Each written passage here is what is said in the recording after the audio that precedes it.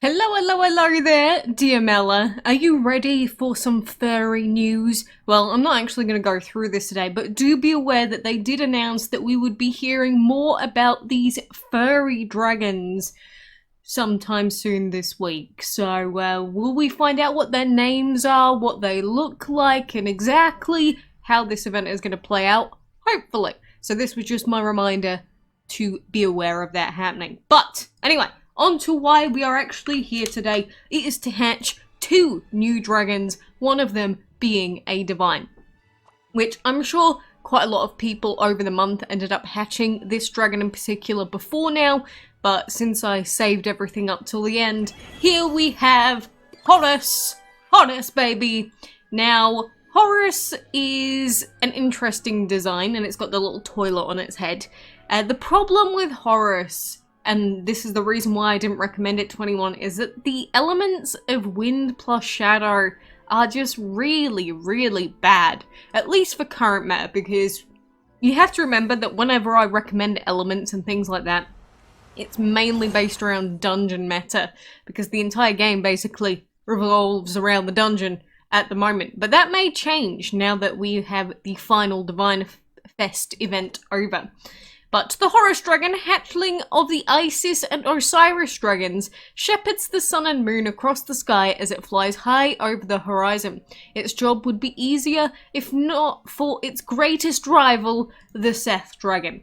So, the Horus Dragon actually has quite a lot of lore behind it. You can see that it is the baby of Isis and Osiris, and it's got a rival in the form of Seth. So, I guess you can consider that some form of DML lore. The only DML lore I actually know, outside of random things that is in the dragon descriptions, is basically just Arya x Eliza. If I'm being honest, I have no interest otherwise. So I'll probably forget this about Horus as well. But, you know, I guess it's just disappointing because Horus is just a baby bird. And even in its adult form, it looks like a baby bird. It's just those elements just make it basically impossible to use on a team. And plus, if the castle events and that are going to have more elements that we can use, as in so we don't have to have every single element covered on our teams, then there's going to be even less of a reason to use a dragon like Horus in the squad, even if it's just for, you know, extra element coverage. It's just not even worth it. So, there's a lot that I think may end up changing if they do completely change the event structure in this game, which may mean that it's more difficult to get divines and ancients in future. Maybe we won't get dragons like Horus quite as easily anymore, but, you know, all that I do know is that the Divine Fest is over, the ancient events will be coming to a close, and they have announced that divines will still be available. But the question is, how? I don't even know if they've finalised it yet, to be honest. So, maybe one day, maybe we will see Horus being a useful dragon. Just right now, well, everyone's trying to grind the dungeon, it's just not really, which is a shame. I still like Horus in a sense, but the design's still weird. Rest in peace, Horus. The other dragon that we do have to get hatching today is actually this boy here.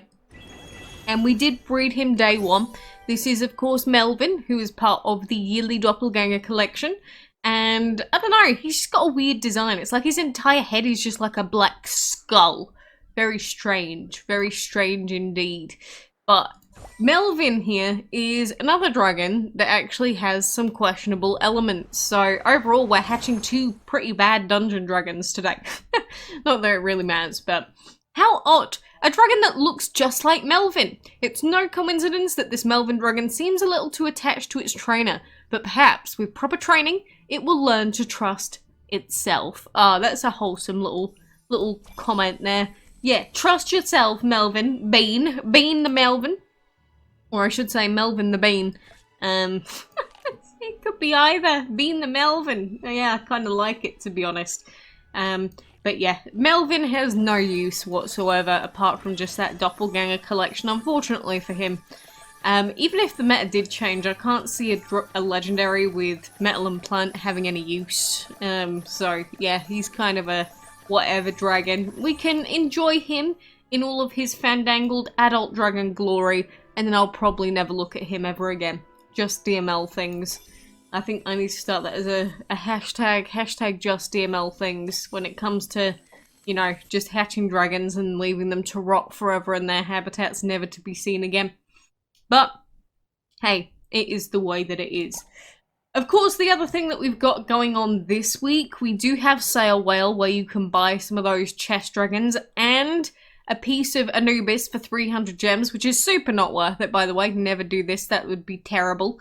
But the other thing that we've got going on this week, which I didn't mention yesterday, is actually a special dungeon. And in this special dungeon, you can get your hands on the Divine HADES Dragon.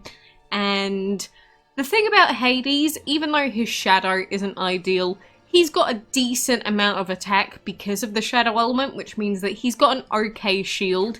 You'd still rather have an ancient shielder on a team usually, just because of Leech Shield being so much better than Divine Shield. But if you are super desperate for a shield right now, and you need another Divine, and he can fit into your team, HADES is, I would say, like a short-term to middling option. But the way that you can get HADES is you can get him out of any chest this week in the dungeon, if you weren't aware. Any red chest, any green, any blue, you can get him. However, the chances are incredibly low. Like, I'm talking less than 1%. But the purple chest, you do have a chance of getting him as well, obviously. But your best bet on getting HADES this week is to open up the purple chest and guaranteed after 15 opens, because I believe it is still 15 opens. If you grind the dungeon, open it 15 times, then you should be able to guarantee yourself the Divine. Which honestly is a really good way for them to release Divines. And I think that if they're not going to release Divines in, you know, Divine events, I think releasing them in the dungeon every so often is actually a good call. Whoever called to do that at Gameloft this time, you know, I think that's a smart way to go about it from now on, because, you know, they're going to be struggling for ways to release Divines now that aren't just bundle only. This is where they actually just release them bundle only and annoy everyone. It's possible, I'm just saying. But HADES as a whole, again, he's not a super OP dragon or anything. He's a Divine, so he's going to be decent.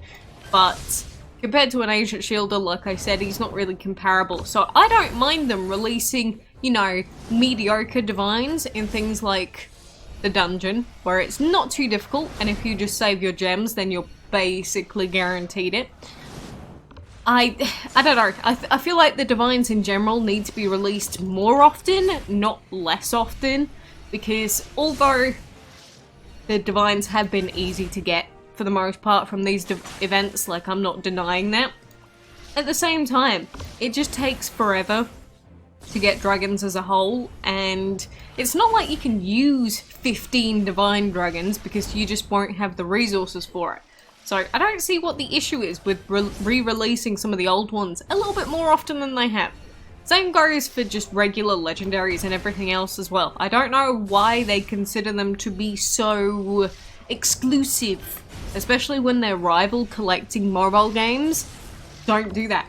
I'm mainly talking about DC just because I've got a lot of experience with that now, but it just doesn't make sense. It doesn't make sense to me why they make it so exclusive when their rivals don't do that. And they still make tons of money. In fact, I'm pretty sure they all make more money than DML. So it's like, why? Why would you keep with a losing formula?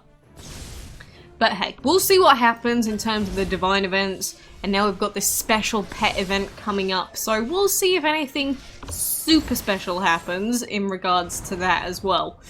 I don't know exactly what to expect from that. Because, I mean, if it's anything like the Show Your Paws events, they were okay. They weren't super exciting, but they were okay. I remember them. That was back when we had other DML YouTubers that existed, and I did collabs with them and everything. It was a wild time. DML hasn't really had anything too interesting like that in a good while, so I think that this was a good step to take. But if they're going to do that directly after basically saying, yeah, our major Divine events, so yeah, they're gone now, it's a little bit concerning.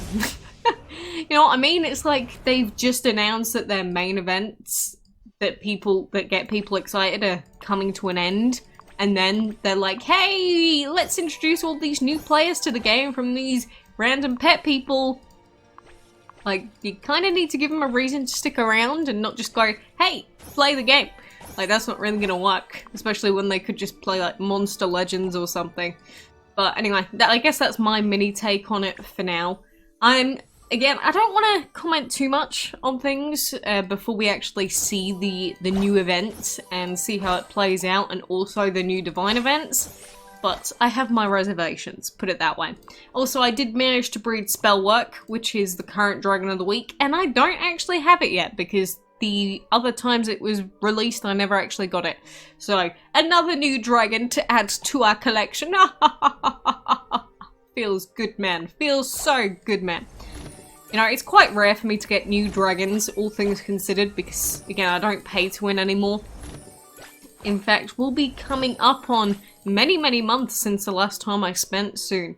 So, it'll be nearly a year, in fact, soon. So, I want to get to that 12-month mark, see what happens. And even then, I think one of the last purchases I did was for that bullying event.